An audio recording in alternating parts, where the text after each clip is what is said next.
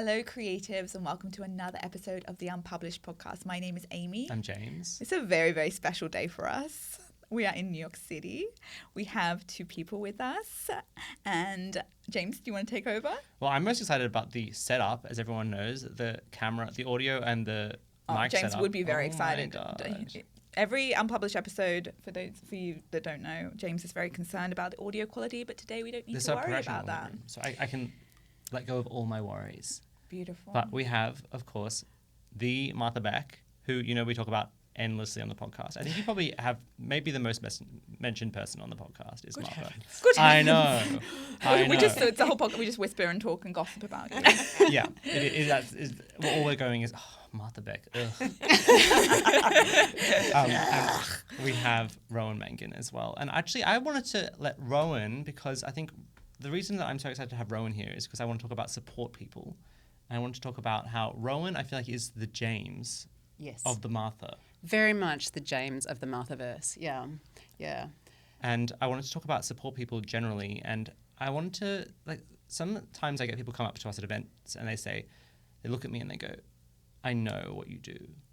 And I know it's hard. I know what you did last summer. Yeah, I know. But I sometimes you just get that rare people who see it and they're like, I know what's happening here, because Amie gets the attention, right? Mm-hmm. And then they go, I know what's happening here, and I love that moment. Must have been cold there in the shadow.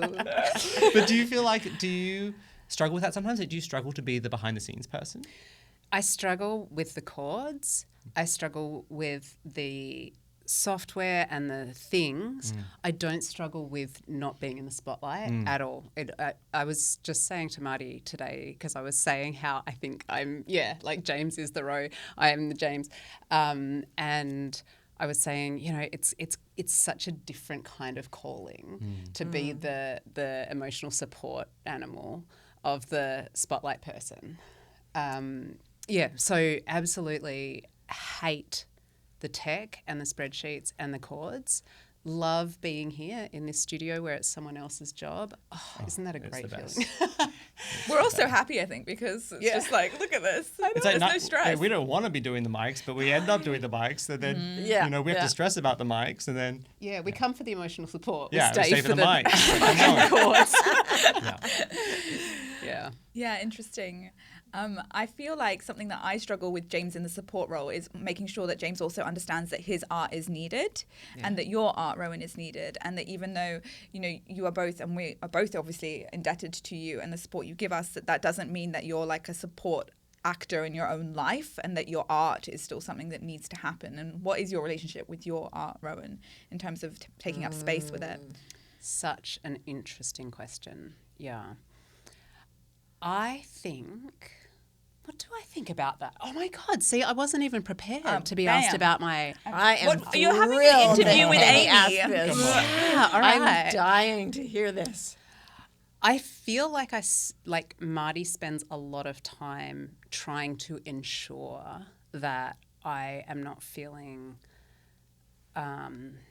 shoved out of the Subordinated, and that's never the issue. I will say, and I don't know how you feel about this, I will say that in a really boring, bland kind of universe, the mics and the chords and the uploading the files and the writing the emails eats time that I would love to use making art. Like keeping the trains running and all of that is annoying.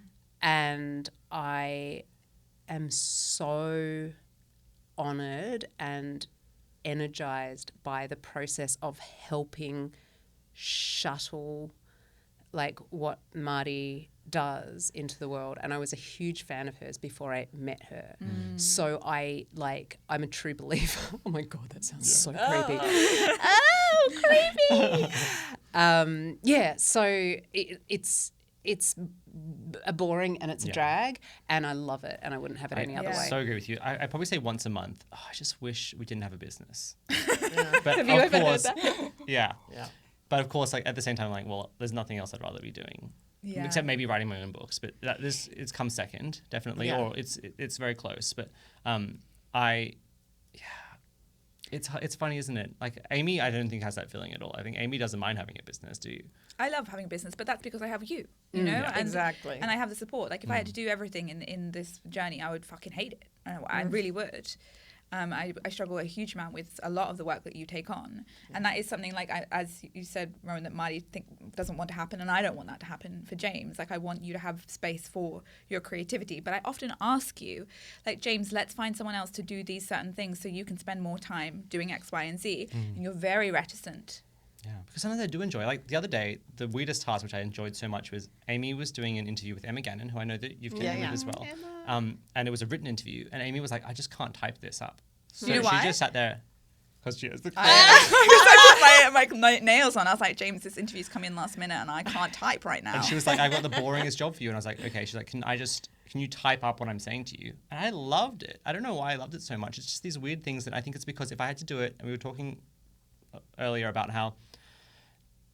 Like if I wasn't on the path, I would hate that, you know. But because I know it's part of the path, it's okay. It's like, it's great. Like if I had to just like scribe for some tech business doing some kind of like I don't know report, that would just sounds like absolute. Like it sounds like one of the layers of hell to me. Like, but. And I think we were talking on your podcast about, or no, on our podcast. Whose podcast are we on? This is your Whose podcast is this? Anyway. This is why Ro takes care of the logistics. Yeah. But we were talking about how there's a sense of vocation and an inability to do something that doesn't feel on mission. And I wonder, because I am continuously astonished by the ways in which our skills and interests dovetail. I mean, Ro is a brilliant novelist and a brilliant poet, and I do not say that lightly, and I don't lie. And it actually kills me that her art and her prose and poetry aren't dominating the bestseller lists. And yet she also, growing up as a kid in Australia who didn't have the money for a computer, was given a computer and learned to be really at home with it, the way little kids who've grown up with computers are good at it. Like she's a computer whisperer. I'm a computer hammerer. I just pound it. But it's odd because she can understand, she can push me to be better as a writer, and then she can put it on the internet. And I'm like, what the hell am I even here for? I truly feel like I'm just showing up and going, the Candyman can, and that's it. That's me. And she's the rest of it. And she doesn't get the credit. And that bothers me. Does it bother you, Ro? Not at all. No. What? No. I'm trying to think of how to word it. No, it doesn't bother me to not get the credit for uploading the files to Dropbox. Yeah. Because that's fucking stupid. Yeah. Because it's exactly as difficult as it sounds. Upload. Well, select file, some right? people find it difficult.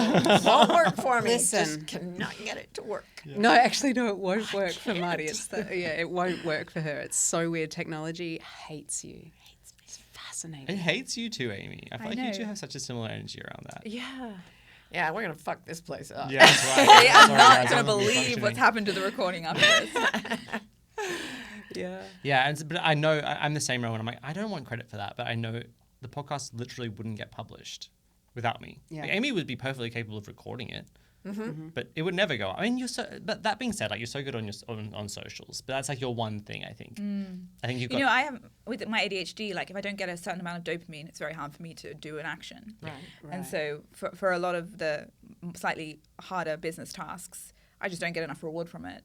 And I just can't make myself do it, which is why I couldn't function in the regular workplace, because nothing was rewarding me in the way I needed to. So I have to be obsessed with something in order to do it, and that's just the way my brain works. And that is very difficult in sometimes, because I means that I can't do very basic tasks, and that's where James serves. Can you tell the story about the interest base? Yes, I want you to tell that story. So I went and got so good. As soon as I found out that they could do brain imagery in real time, so this is way back in the 90s, I rushed to a computer lab and I paid them a fortune to wire up my brain, put all this gel on my head and all these sensors, and then I had to sit perfectly still for hours at a time, trying not even to blink, because the sensors were so sensitive to muscle movement, and it was just picking up my brain waves. And they did all kinds of tests. I had to click a mouse when a dot appeared on the screen. And so after I'd done all these things, they came in and they said, well, we have bad news for you. You have ADHD, really severe, but it's probably educable. We could probably train you. Educable. And I was like, well, what does that even mean? And they said, well, it means you have an interest-based attention system. And I was like, say more. And they said, you pay more attention to things that interest you than to other things. It's a terrible disability. And I was like, what? What? I said, what? And I said, do you people seriously pay equal amounts of attention to like everything? Yeah. What is the alternative to this? And they said, well, we pay attention to what's optimal. Fucking hell, what a terrible way to live. Optimal. Right. And I thought, optimal for what? Optical for some weird social construct of productivity that is making billionaires richer and taking food out of the mouths of the poor. It was my first big rebellion. I pulled all the electrodes off my head. Do not touch my brain. Fuck you and left. Yeah. I mean, touch my beautiful, beautiful brain. Interested. Yeah, I'm not interested in you. I'm leaving. Do you know, actually, this was actually something that was really important, really positive for me, was that when I thought I might have autism, I went to my GP, who was like, there's no way you're making eye contact with me, you're talking to me, you can't have it, but I will send you to a specialist. And I did maybe 10 sessions with this specialist, and at the end of it, I was like, so when am I going to get assessed? And she was like, I don't think you should. And she was like, I was like, why? She was like, I think you do have it, but like you work, like, you know, you're working and it works for you. Your life works for you. So she was like, unless you want to have, you can spend thousands of dollars and I'll give you a piece of paper that says like, you have it, but why do you need it? Like, she was like, you work. And I thought it was actually really quite lovely and affirming for me and really helpful for me. Yeah. I think there's also something that happens in our psyches, especially at this moment or something with the diagnosis thing. Oh, like, I read something that said that, you know, it was about chronic fatigue, because I've been diagnosed with chronic fatigue, and which I don't think I have actually. I think I just have, I fall down if I can't do it, if I don't want to do it, if I'm not interested in it, I fall down on the floor, and on a comfy couch. But yeah, when I had that diagnosis, they said the worst thing you can do for your outcomes, like scientifically, the worst thing you can do for your outcomes is join a support group for people who have chronic fatigue syndrome. So interesting. Because you start to wear the label, you start to identify as the label. You're not James or Row anymore. You're victim of, what was the thing we saw in the restaurant? Are you a victim of choking? I am a victim of choking. Yeah, very interesting. And also really, I've suffered with chronic tiredness my whole life. And I think, you know, I went through so many blood tests and, you know, so much medical evaluation to realize that I just didn't want to do what I didn't want to do. I know. We have to take all these tests so they can come and tell us, you like things you like more than the things you don't like. So grateful. Do you have a medication for it? Oh, yes, we do. We certainly do. But it's a problem, because I remember, like, in school, I similarly find it very hard to pay attention to something I'm not interested in. I remember getting like 100% on half a test and 0 on the other half. Yeah, and the teacher's just being like, what's happened? I was like, well, I wasn't really interested in that part, so I didn't study it. Yeah. And they're like, you study the whole test. And I was like, what? Why would I study the whole test? I love that. I think a big, sorry, Ryan. No, you go. I was just going to say, we've been having this conversation about like building the next steps and how we build the next steps and how we rebel against a world that's trying to keep us quiet. And I think a big part of it, you know, we can learn from this neurodivergence that we all have here, which is like following what interests us and following what's curious to us, not following what is optimal. Right. Yes. Right. You know, and so if we've been programmed in a world where it's like focus on what's optimal for the systems, you know? Exactly. Yeah. But like, let's focus on what actually is curious and interesting to us. And I think that doesn't sound like a revolution, but it is a revolution. And I love that we have brains that instinctively do that. Yeah, totally. I was talking to you on the way over here about, you know, it's so interesting being a parent in this moment, culturally and historically and everything, and thinking about education, you know, to James's point about I only studied the bit that interests me. And so our daughter is 4.5, and so the whole looming question of school, it looms. And there's there's a type of schooling. It's like a building for unschooling. It's like democratic school, or that sometimes they're called Sudbury schools, which you go there and you do what you want. So there's no classes necessarily, although if you want to learn about something, you know, you can set one up and there's people there to support you. But it's just this sort of model that acknowledges that anything that we are going to learn or like internalize deeply is going to be something that interests us. And I whenever my like inner acculturation like rebels against, I can't like send my kid into the world without having done her times tables or whatever it is. I have to just remember that I don't remember anything from school that didn't interest me. That's right. I have got this like perfect, you know, education, higher education, liberal arts, fucking sociology, whatever. What's my thing in political science? It's one of the things they taught you in graduate school. Yeah, no, they didn't cover. They didn't know it. And actually, I never got that degree. I mean, I finished the classes, but I never got the degree because graduation ceremonies don't interest me. So I've got no proof. It's like our marriage certificate. I'm not sure we're married. Yeah. Because where is it? What is it? Did anyone sign it? I don't remember because it didn't really interest me. Yeah. Yes. Yeah. I never went and got my degrry. I don't think I never went to get my degree either. Why would I do that? That's so boring. Like, why would I go to some random ceremony? That's hilarious. That is so good. I love our brains. Yes. I love our brains. I feel like there's something in our brain's refusal. It's not like our personalities decided to be this way. Yeah. Like I didn't decide I would fall down if someone made me do paperwork or something. But there's something in the way that who we are is structured for this moment where there's some sort of path that we can forge. I don't really know what that is because I'm not interested in the details. Yeah. I've been thinking about this lately. Like, you get a lot of chat like, oh, why does everyone have ADHD these days? Why does everyone have autism these days? And it's like, I actually think it's because you see a lot of creative people who become successful and famous who have it because it's like they weren't able, like that's all they could do.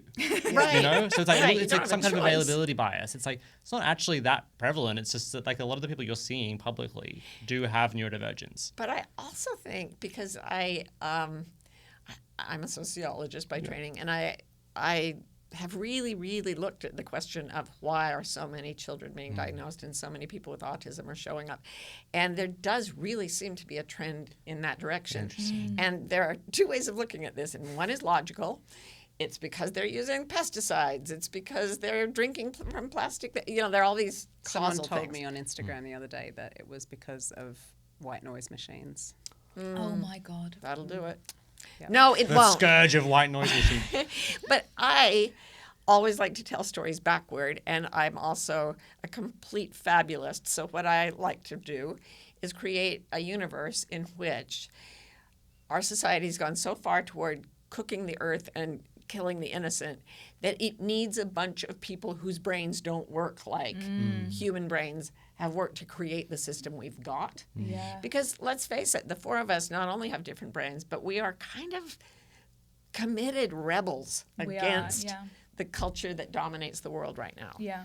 Dominance-based hierarchies. All of us are like, meh, not interested. Yeah. Which is why we are so special and why this is so needed.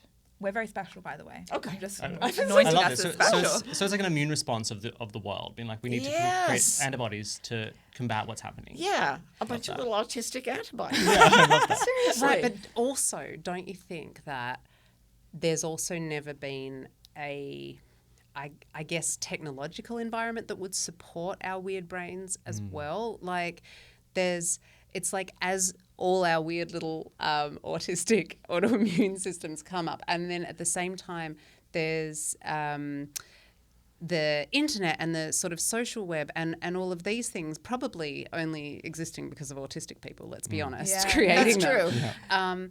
But so all those things rise up in order that these new things that haven't existed before can exist, because if you just had like a very 20th century sort of economy and, you know, working environment in terms of the options, how society was structured, people like us would either be living on disability or dying in a terrible, soul-crushing, very low-paid job. Yeah.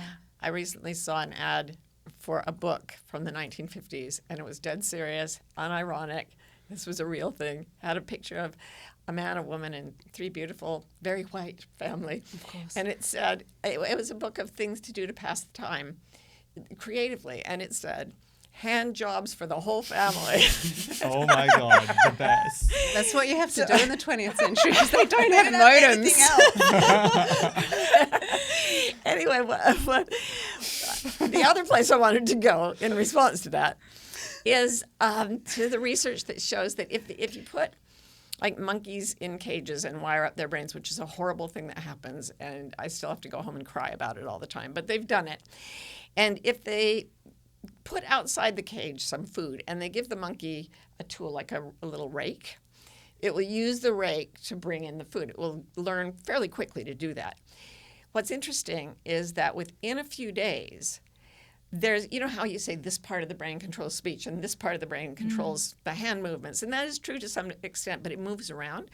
Within a few days, their brains have created an area specifically devoted to the rake, the way they have areas devoted to their hands. Whoa. And so if you push that to its logical extreme and you have a very complex system like a human brain, and that human brain is using a tool like the internet, and the brain starts to input a space for the internet like the monkey brain takes in the rake, now you have a human brain with the internet basically inside it, and one that can dance with artificial intelligence and all the things that are coming out. And I know people are terrified, and it is pretty scary. It's also really fucking cool. Could be really fucking cool. Yeah. This is a lovely place to take this conversation. I'm really interested to what you guys think, because I think a lot of artists, I was speaking about this at an event last night, like obviously we have a lot of fears to have around AI. It's new, it's scary, it's going to be very fucking powerful, but I see a lot of artists shrink so far away from it. And are victimized by, don't get me wrong, like there are huge amounts of problems with, these generators stealing artists' work. Absolutely. But I don't want to see artists run from this. Yeah. Well, it's going to chase them. It's going to catch them. Exactly. It's like there is no running from this. It's like you were saying, Marty, about the tool. It's like Amie uses ChatGPT hundreds of times a day. Maybe not hundreds, but I talk to it a lot. A lot. But as a tool, it's not like it's not writing her books for her. It's not generating text for her. It's like it's a part of the brain that's using it as a tool. It's like, how do I do this? Right. Or like, what are the steps for doing this? Like, I'm staying in this hotel. I'm worried about getting to the airport. How do I get there? Yeah. I make it treat me like I'm a little baby. I'm like, I tell it that it needs to take really good care of me. Sometimes I actually think Ro has made a new friend and invited that friend into her bedroom because I'll hear her talking very animatedly and just having the best chat. It's amazing. With her phone. And I have to confess, when I started talking to mine, I know that it would also probably help me commit atrocities if I asked it to, but it's so helpful. I find myself going, thank you so much. I feel so warmly towards I think it cuts down on so many things that Amie used to take up so much of your time and used to find so stressful, and it just makes it happen in a second. And I think ways that AI can do that. Very exciting. We have a friend who is a really great educator. She runs an NGO in South Africa for educating sort of the rural African people. And she's a brilliant pedagogical mind. She knows how to teach. And what she was saying the other day was, you can ask your ChatGPT to spit out 3 lines of copy to, advertise your product. But nothing will ever be able to say, that one works, except for a human mind, because ultimately it's doing it for you and it cannot absolutely know you.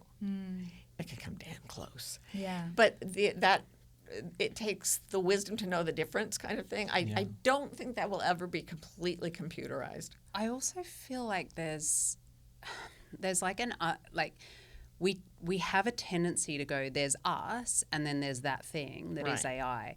But we were talking about it in our community, in our online community, Wilder, and there was a lot of both sides of the argument coming up. But someone said people were talking about spirituality and AI and will, like, the growth of artificial intelligence strip us of our spirituality. And someone made the point that I thought was so brilliant, which is it is learning from us. If you refuse to use the tools, you are not training the tools to represent you. Right. And you are what your interactions with it. It's like the joke about how everyone's like, I always say please and thank you so that they'll treat you well when they take over, you know. Yeah. But it's that thing of it is what we feed it. Yes, Yeah. you're right. And it's just a continuum in some sense. I worry that these tech bros and these billionaires are getting the most power from it and using it and I'm like, let's use it as the creatives. Again, like we're talking about it, the creatives are going to build this new world. We need to, like, we want change, and it's on the artist, not on the artist, but artists can do something about it.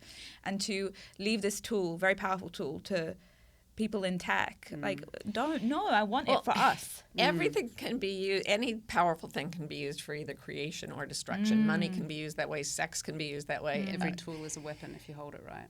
Thank you, Annie DeFranco. So here's the irony. It is so much easier to burn something down than it is to build it.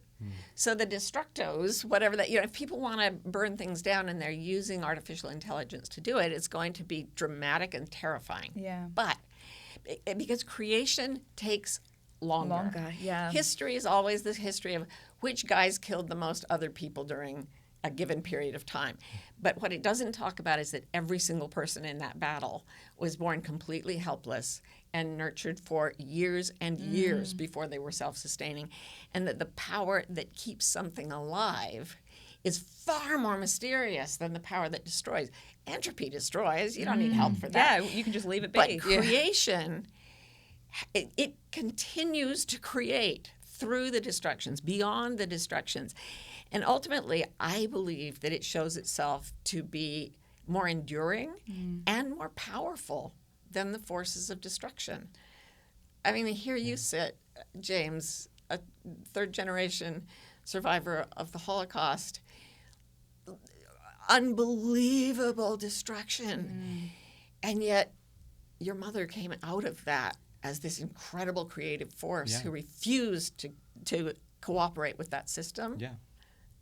That story that you told us when we did the Bewildered podcast, I'm going to take that one home and think about it for a long time. Yeah. I mean, we're always, Amie and I feel like you guys are the same, we always want to tend towards optimism. And I think that scene, and we went to see Matt Haig. I don't know if you guys know Matt Haig at all. We went to see him speak in Bath a while ago, and he said the phrase, pessimism is for wimps. And I think the brave thing is always to be optimistic. And I think people will see you as naive. Yeah. But I think that the energy that comes from optimism is what we need. It's always what we need. And because creativity is an act of optimism. Exactly. Is And it's the an act of ultimate act of optimism and hope. Yeah. Without it, you cannot create. And so if somebody's out there and they have no hope, if they begin to create something, will that bring them hope? Or do you have to have hope as a installed in you in order to begin creating? That's a great question. Well, I wanted to ask you, Marty, because I wanted to talk about the book, because Amie and I love Beyond Anxiety, and I've been waiting to ask this for a while, is I love towards the end you talk about how in changing, often it seems so selfish, but in changing ourselves and in getting more creative, more curious, we actually change the world. Yeah. And I wondered if you could talk to us and to our audience about how that is, because I think people don't believe that. I find it so hard to believe that. Well, everything in nature, chaos theory shows that nature tends to develop in fractals, and a fractal is a shape that replicates itself at larger and larger sizes. So you get a twig that looks similar to a branch, but is smaller, and the branch may be part of the trunk that is similar, but it's bigger. So you get these units of analysis. And the way things build up is called pattern disorder. If you start with a pattern, like the hexagonal molecules in a droplet of water that freezes to make a snowflake, it can't be anything but a hexagon. It will be infinite different shapes, but it will always be a hexagon because of the shape of the water molecules. We are like molecules of meaning making. And if you set out to do the very best thing in the world, I mean, read Karl Marx, read the goals of the communist visionaries. They wanted equality and happiness and security for everyone, and they would kill you if you disagree. And see, there's the difference. They were trying to break the model of dominance by saying, and we will dominate you. You are going to replicate at a larger fractal whatever is in your brain. And as long as you let the sort of white supremacist patriarchy, which we have now, as long as it permeates your brain and dictates how you think, you will recreate it. I don't care what your race, gender, you're going to recreate the same damn thing. How do we know? History. It always, the guys who show up to beat the baddies always become the baddies. And the few who show up to liberate, like the Buddha, only set out to free one person. And look at the effect in history. Love that. I think it's like our brains are so bad at understanding exponentiality. And it's like, you make one small change. It's like also you say in the way of integrity, you talk about the 1 degree changes. It's like over time, you make lots of 1 degree changes and that ends up the whole plane is completely going to a different position. People are very reticent to believe that. And I speak a lot about that in We Need Your Art, talking about like, I just want you to do 5 minutes a day. And I think it's honestly way harder to ask someone to do 5 minutes of art a day than to ask them to do 5 hours. I love that about your book. It's because that's how magic happens. It only happens in those baby steps. But I fight with creatives on this, and they're like, "Why would I do 5 minutes a day?" Like, because it changes everything. Yes. Because it changes everything. James just saw me touch the mic. I did. I have this like. I'm sorry, James.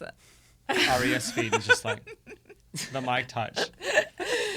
But yeah, baby steps. But it's hard for the human ego or something. Like the human doesn't want to listen to it. It absolutely is the ego. And I'm using that not in the Freudian sense, which I think is problematic, but in the Asian sense, which is the structure of obedience to social custom that we take on as self when in fact it is impeding the self. So there's in the West, there's the whole monotheistic tradition is you're born imperfect, you try to be like God by getting better and better through your whole life. More common in Asian philosophies is the concept you are born absolutely pure and radiant, a beam of consciousness, and as you grow, you get caked with shit from the people around you, and then you start to think of yourself as shit and do shitty things to other people, and it's all about taking off the armor, and that is the dissolution of ego, and it is the ego that kills for its own supremacy.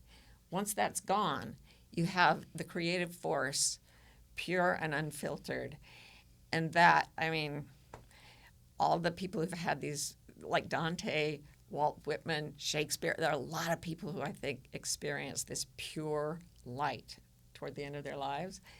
And what shines out of those people becomes the stepping stone for most of the good things that we have in our history and culture. So let's all do it. Let's see what happens. Yeah. I think there's an unwillingness. There's a lot of reasons why I think people find this so hard to listen to and to believe. One is this ego, this inability to submit ourselves to tiny baby steps. You know, I started this list so sure I was going to have more Well, things, also I was just... I can jump in if you want. Please, James. I was thinking about what you were saying, Marty, and I was thinking about perfectionism and how perfectionism is the vice you're allowed to have as a creative. And I wonder if that's to do because it's culturally, it's the weird societies. It's we're all trying to be perfect because we're all striving for that perfectionism.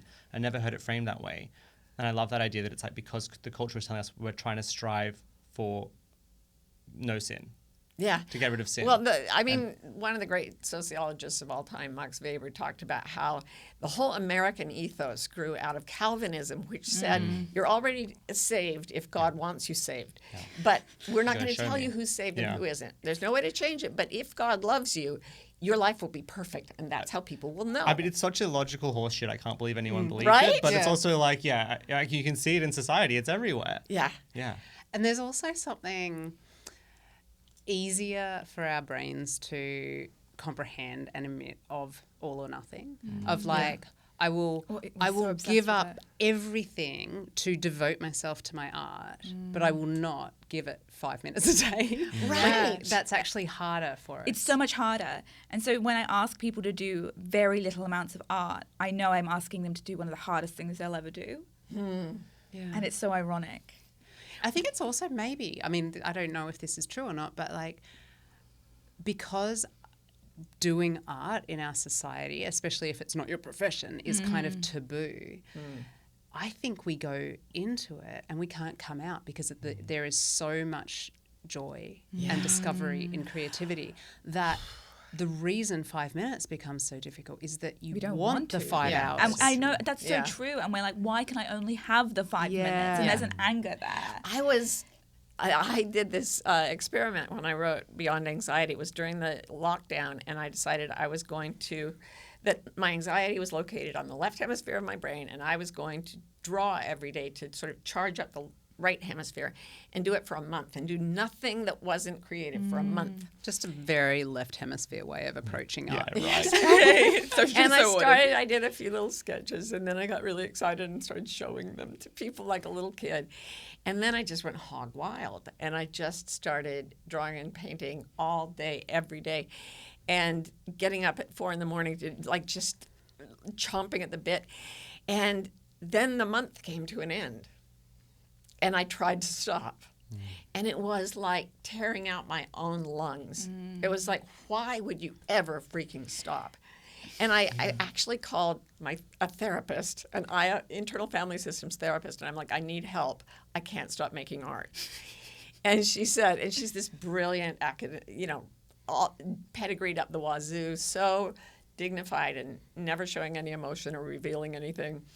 And I'm like, so she's like, okay, go inside and see what your dominant core of self says. And I'm like, okay, it's not working. It says I should keep doing art.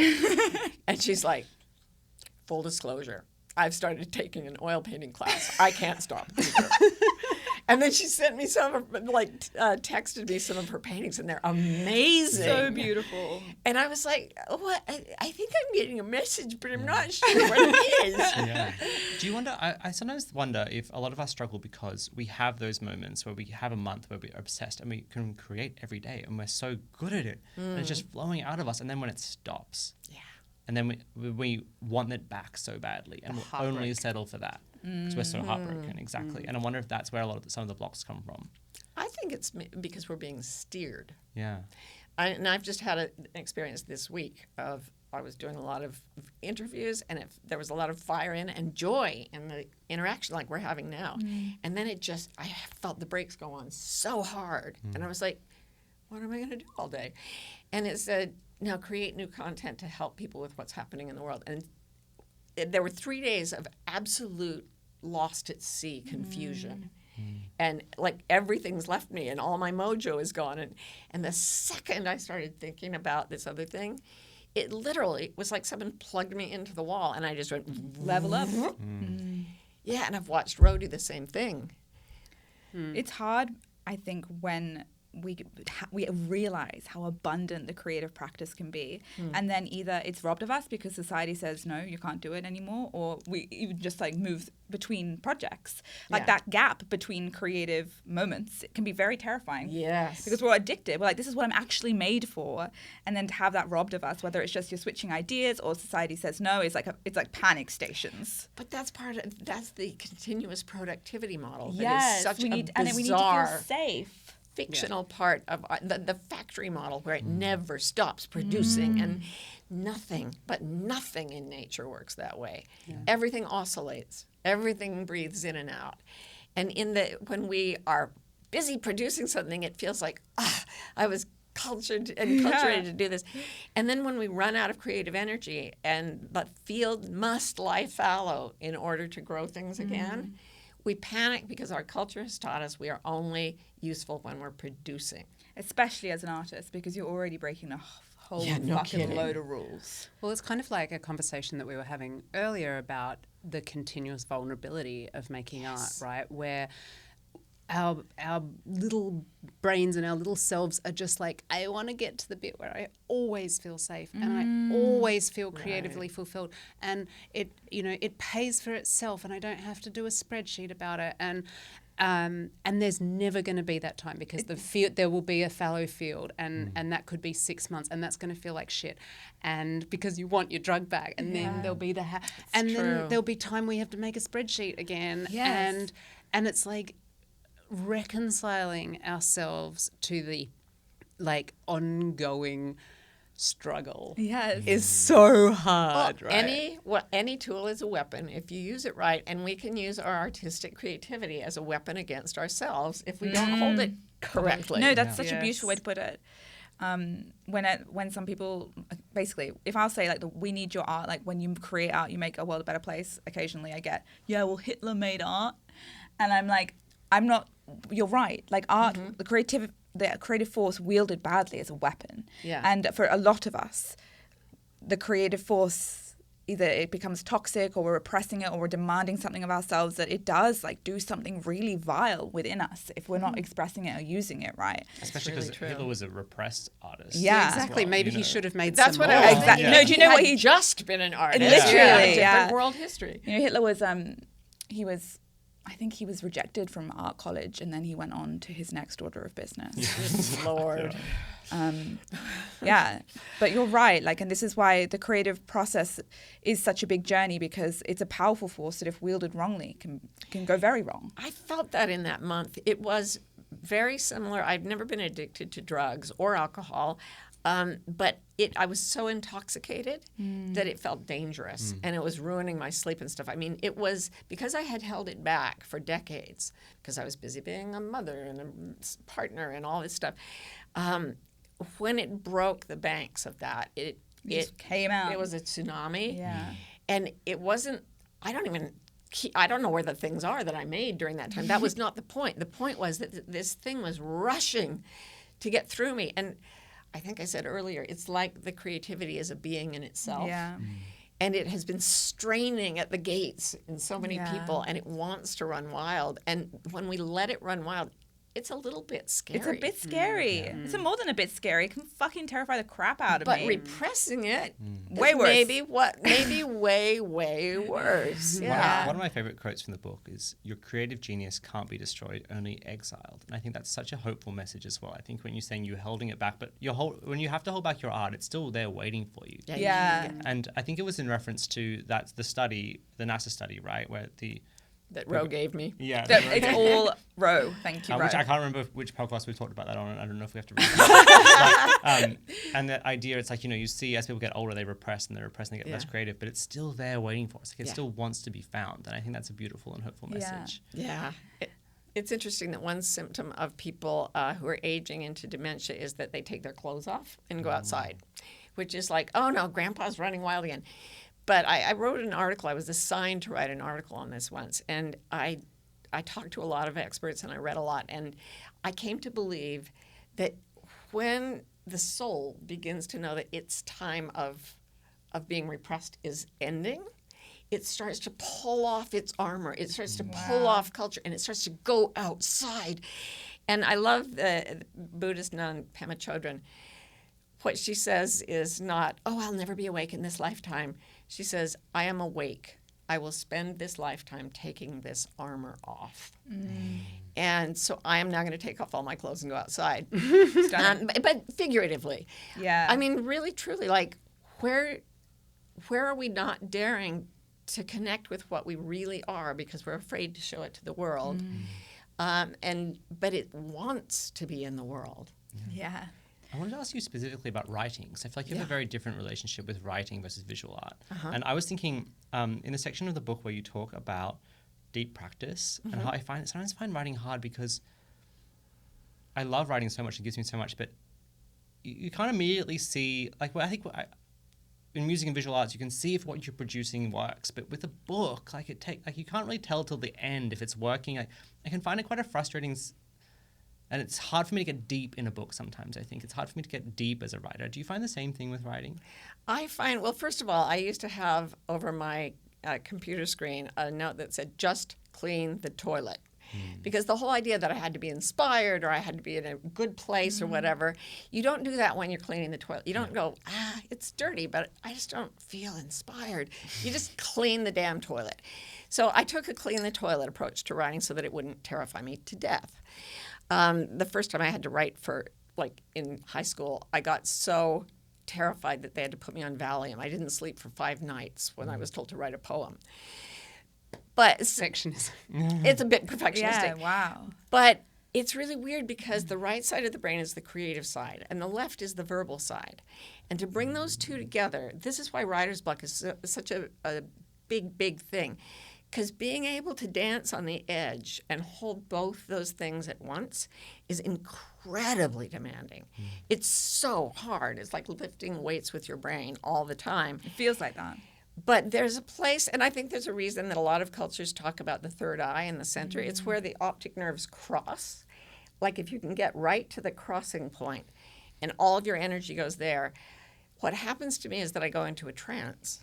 I go into a kind of trance, and I begin to, it's a drunken feeling almost, and I've rarely been drunk on alcohol, but I get drunk on writing, and I have to be incredibly focused to do it. But once I'm doing it, it's like I'm being shot out of a cannon. Yeah. And that is extraordinarily amazing. I wouldn't call it fun. It's more like, what's happening? And it's happening without me. Yeah. And that's the beauty of it. Yeah. I kind of walk back what I was saying a little bit because I agree. Like I feel like writing for me is the easiest way to get into flow. And it's just such a time warp, you're right. But I find it so tiring as a result because it's like it's hard to be hurtling out of that cannon for, even an hour of hurtling through the sky is a long time, and I find my brain gets so tired from writing in a way that it doesn't get from almost anything else. What do you think, Ro? What's your process like? I wanted to ask you two. Marty's written a novel as well and probably will write more, but as novelists, so thinking about writing as a form of art and the knowing what you know while you're writing. I remember reading a John le Carré novel once, and like he's such a master of, I don't even know what to call it, but what he managed to do was he managed to make me think that I had figured it out by making it look like I should think this. So cleverly I worked around it. So I thought that in order to bring up the third thing that was right in front of me but I couldn't see because I was so busy. And like that relationship with the reader, and this is specifically I'm talking about fiction, of having there's a kind of intimacy to that. I feel like that is, as a writer, the thing I would most love to master, to be able to dance like that with the reader and have that intimacy. And I wonder what your experience of the weird woo-woo side of a relationship with your reader when you're writing. Because we've written a novel together recently. That was actually, I want to talk about this. Was one of the most intimate experiences we've ever had. It's like more intimate than sex. It's crazy. Wow, it's like knowing that I have an audience that's about to read this literally as soon as I finish writing it, and it's Amie. Yeah. And I'm like writing a book for my spouse, but also with the possibility that other people are going to read it at the same time. It was super intense. Wow. It was so intense. It was like we had a lot of fights about it. Like it was really... It was a high emotional state. It was really difficult to navigate the space because like at the same time, and then, when Amie would write something, I'm like, well, it's also my book. So then all my inner critic was coming up. And Yeah. But it was that kind of like immediately it was like a practice for what you're talking about, Rowan, like getting that skill of like being very intimate with the reader because the reader was also the writer. And so we were co-collaborating. Right. And like, so it was like a dream within a dream. Yeah, it was. Like so meta. And like, writing something and seeing if James could follow it in the way I wanted it to be followed, and seeing if the parts that delighted me delighted him and getting immediate. I feel stressed out just and then thinking the frustration when it wouldn't land. And then I'd be like, did you like this bit? And James is like, what do you mean? What part? And I'd be like, well, for fuck's sake.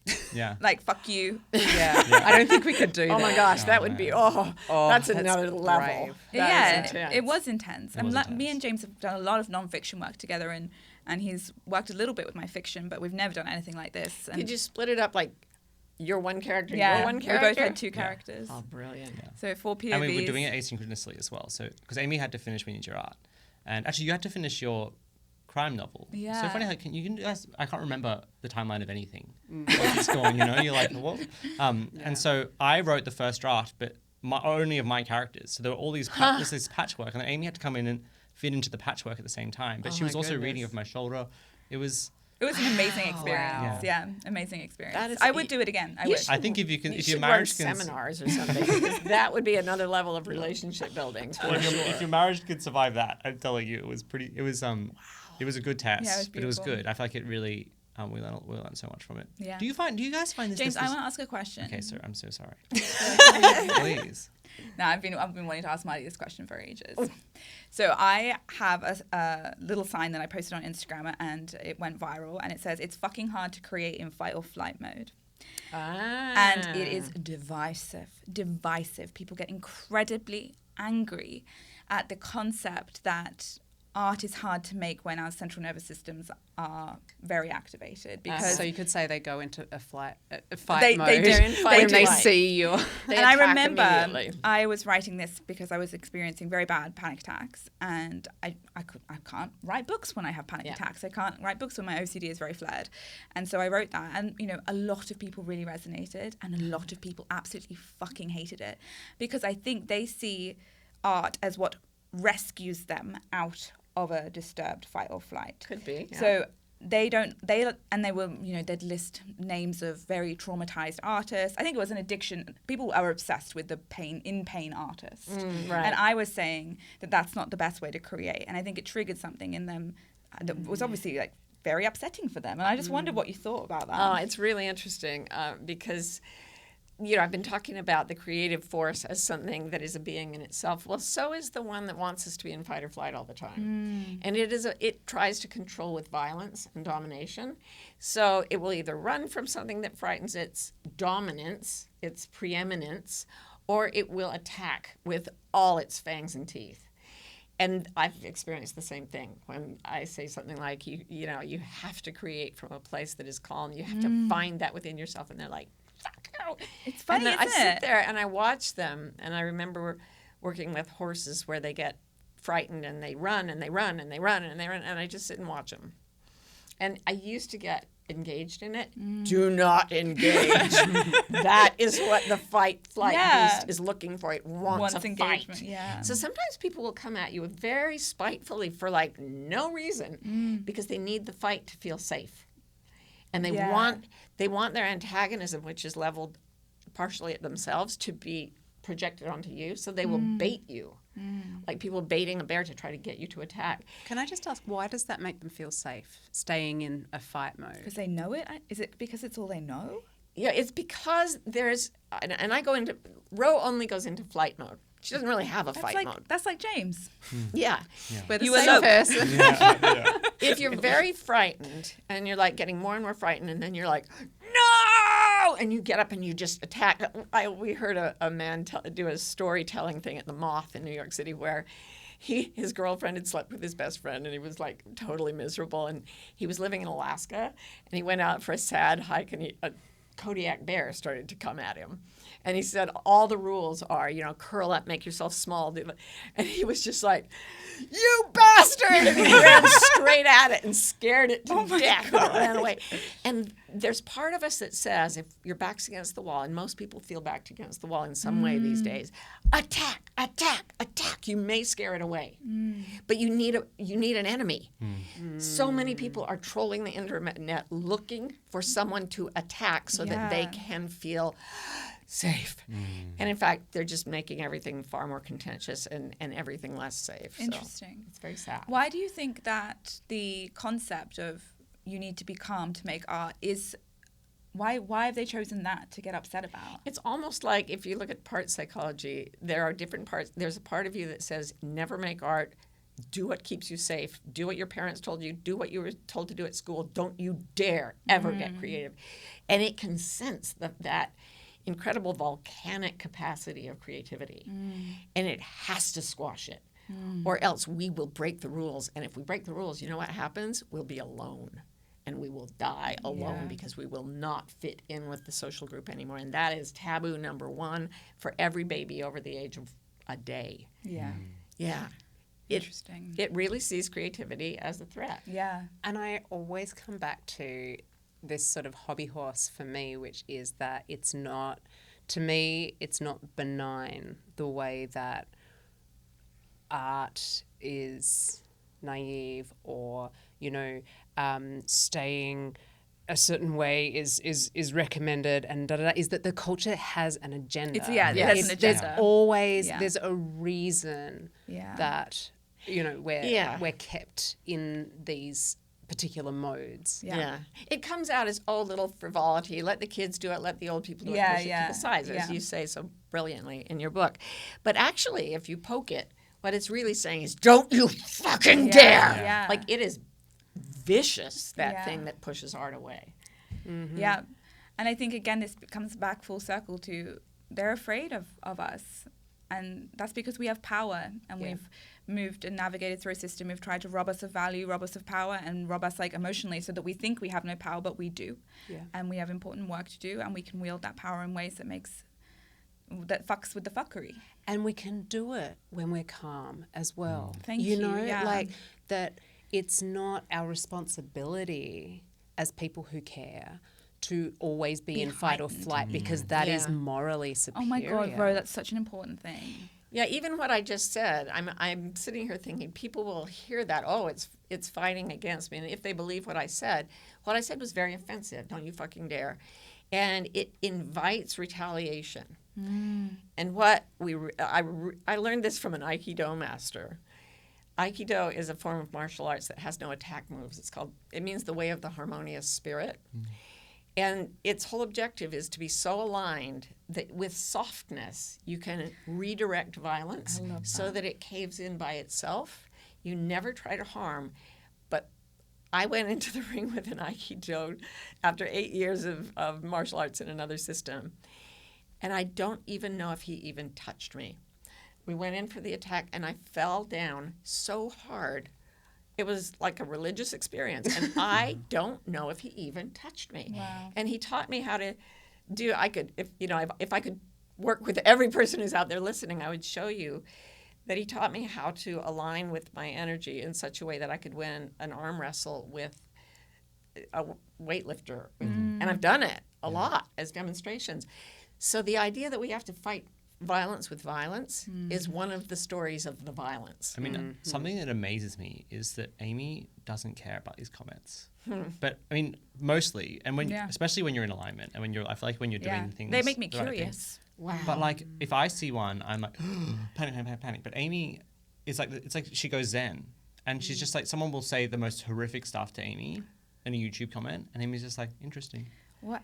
Yeah. Were you always that way, or did you learn it? I think I must have learnt it. I think I was much more sensitive, and I think maybe it's just the constant choosing of myself, constantly choosing to go against the system. And like, I think James is right. It's being in such integrity. Like, I know who I am. I know what I'm doing. I know what I meant to say. And have someone react that strongly towards me, my only response is I'm deeply curious about what's happened for that person.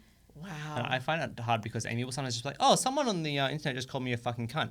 And I'll be like, oh my God, where is it? Why did I say it to my wife? As a partner, I think it's right. Yeah, and then I'm like, but she's okay. But I'm freaking out there because it's like, that's just not a normal thing to happen, right? Like, it is these days. I know, but like in our evolutionary history, that's like, sure. It's not like it was especially not hundreds of people all the time. Maybe you were at war with them, but like, I don't know. No, it's never been this personal before. Yeah. It's interesting with Marty because she wrote a book that got a lot of people very angry and had death threats. I mean, of course, you've had the extreme version. Yeah. And so And how's that been, Ron, for, I guess? Well, that was all before me. Right. I wasn't there. So it was pre-wrote. It was, That was during my integrity cleanse when I was really young. It was rough on Karen, I think. Yeah. But it now, because she's sort of technology averse, generally, I see them and I don't show them to her. Yeah. She doesn't see them. And that's for the What best. does it feel like to be the gatekeeper, though? Horrible. Yeah. Horrible. Yeah. It's horrible. Yeah. Same thing. I always read all the Goodreads reviews and everything for Amie. I don't know why he does it. I know. But because I feel like I have to know for you. In some sense, we do. I mean, there's this weird thing of we all need to know what's going on in the world, and we all need to remain situated in the softness and the creativity and the compassion that is our essence, while everything goes batshit crazy around us and people are doing genuinely dangerous, horrible things. Like, that's the challenge of the way of the harmonious spirit. Can I say something, though, about the comments section? Because one of the things that has been really amazing to me in the time that I've been working with Marty is when I first started and I first started seeing those comments, when they would come up, and I would try to kind of ground them in. There's one negative comment for hundreds and hundreds of positive comments and da-da-da. But I still had this idea that there was Marty and there was a mean person. And actually, over time, what I've seen is that the comments section is actually an organic beast. And if I just sit back and watch it happen, like on an Instagram Live or something, someone comes in and tries to get up in her face, the community I love it when that happens. circles, and it will not be tolerated because the energy that she has created, that has been like, has brought in this circle of people. They're like, get out. This is not for you. Yeah, it's a beautiful thing that happens with me too. Yeah. I really struggle with spelling and grammar, and so you get a lot of people correcting my spelling. God love them. And I've made it clear that I don't tolerate that within the community, and you should watch them go. Comments. Yeah. Amie doesn't want you to correct her spelling, and you see people come in and and it's so beautiful. And we're getting close to the end here, but I do want to say that just this week turned my creativity, turned it toward the creation of artistic, but more than artistic, creative communities who are committed to the way of the harmonious spirit, and to build up, if we can become fractals of our softest, gentlest, most creative, most powerful selves, not tolerating horrors around us, but not letting ourselves be overwhelmed by them, and not letting ourselves be stopped in our art. Yeah. That is what your book is so brilliant at ramming home. If we can become that, community and community building becomes an art in itself. Yeah. I was going to say that. Yeah. I'm so sorry. I was going to say when rowers, you're called to make community, and that is such a fucking art. I'm so excited for you. And it's also, I feel like it's also this kind of interesting, what Marty was saying about the fractals and like the, what do you call it? The levels of analysis or something? Levels of analysis, units of analysis. Yeah, like, so if the person, like you say in your book, Amie, that, ultimately the work of art is what is ourself, right? And so that's one unit of analysis. What's the next one up? Like, what's the next level of complexity and size? Is that maybe it's, maybe we would say it's like the romantic relationship, that intimate partnership. So what's the next one? And what's the next one? Out. And it is for me, the thing that lights me up most at the moment is just this vision of I guess it's kind of like the story of like the ragtag group of weirdos that comes together, and the misfit, the fellowship of the ring. Yeah.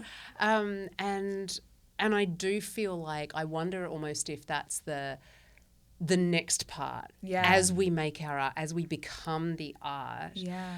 How do we then affect? Like, in the way that we affect our own comments section, how do we then affect the people around us? I think we get a lot of people who say, but that's not the way the world works. And I always go, but why do we want the world to work this way? Yeah. We need to form a community. I'm not saying this is how the world works. I'm saying this is how I want the world to work. Yes. And there's a lot of evidence to show that the way it's been working is not really optimal. Yeah. It's a bit shit. It's a bit shit.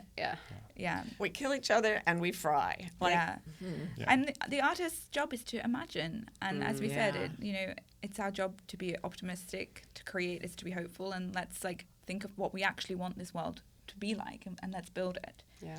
And let's be it. And let's be it. And being it. And being it builds it. Yes. Yeah. I think that's a really good place to wrap up. I wanted to say, please pick up Martha's book, Bewildered Axiety. It's a great compliment to We Need Your Art. I think it's so beautiful that these two books came out almost within a month of each other. So beautiful. Yeah, they're holding hands. They're holding hands. They work together, and I think it's such a beautiful example of how having two books like this out they don't threaten each other. They build on each other. They build on each other. And they're so we rise together, baby. Yeah, absolutely. And it's so synchronous. And thank you guys so much for coming on the podcast. Thanks. So grateful. So we love you. We love you deeply. Mwah. Thank you. Yay.